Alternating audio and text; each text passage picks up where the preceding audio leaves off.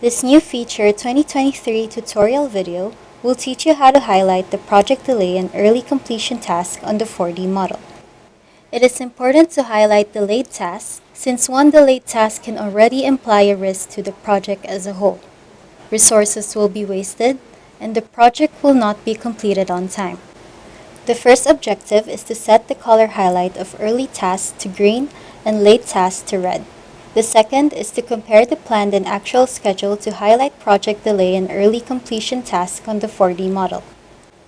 So for the first objective, let's go to 4D simulation, then click Settings, then under Highlight, we have the PVA early difference and PVA late difference. So next to PVA early difference, click the paint icon, then click this icon, change color, then pick green. Click the paint icon again to close it, then click the box. For PVA late difference, do the same. Click the paint icon, then choose color red. Then click the box.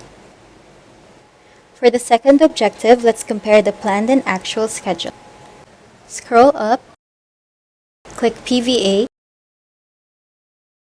So now when you click PVA to compare the planned and actual schedule, the early and late tasks will be highlighted in the 4D model.